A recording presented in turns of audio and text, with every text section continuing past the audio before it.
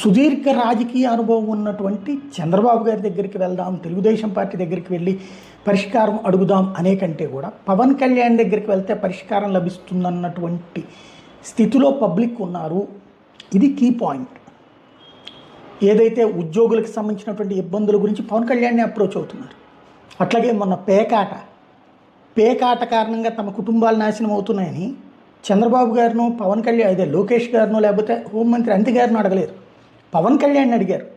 పవన్ కళ్యాణ్ని అడగడం వల్లనే పవన్ కళ్యాణ్ భీమవరం పోలీసులకు సంబంధించి ఎస్పీని అడగడమైనా లేకపోతే ఏకంగా డీజీపీని అడగడమైనా జరిగింది. దానికి తగిన ఫలితం కూడా లభించింది కదా. నూజివీడి దగ్గర పేకాట క్లబ్ మీద దాడా, లేకపోతే కనుక సత్తెనపల్లి దగ్గర దాడా, లేకపోతే ఇంకో చోట దాడులు. అంటే పవన్ రైట్ చేసేదాకా ఈ విషయాలు ఎందుకు? పేకాట క్లబ్బుల మీద యాక్షన్ రాలేదు. చివరికి పేకాట క్లబ్బులు హైకోర్టు దాకా పరుగులు పెట్టాల్సిన పరిస్థితి ఎందుకు వచ్చింది? పేకాటకు సంబంధించి స్కిల్ గేమ్ కింద ఆడుకోవచ్చు, కానీ డబ్బులతో ఆడకూడదు. డబ్బులతో జూదమే ఆడుతున్నారు.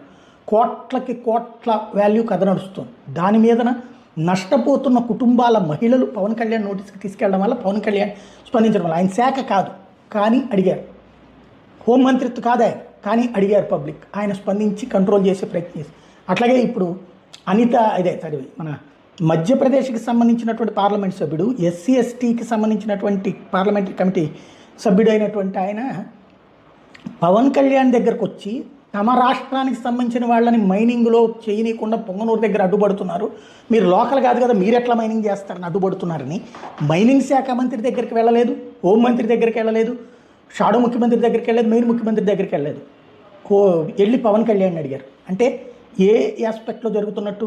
అంటే పవన్నే నమ్ముతున్నారు. అట్లాగే ఎవరికైనా సాయం కావాలన్నా సరే పవన్ దగ్గరికే వెళ్తున్నారు. ఇది కీ పాయింట్. అంటే పవన్తో పని జరుగుతుంది, పవన్ కాస్త మానవతా హృదయంతో స్పందిస్తాడు, కఠినంగా కూడా వ్యవహరిస్తాడు అన్నటువంటి ఫీలింగ్ క్రమంగా పబ్లిక్లో పెరుగుతూ ఉండడం అన్నది పవన్ ఇమేజ్కి యాడెడ్ అడ్వాంటేజ్.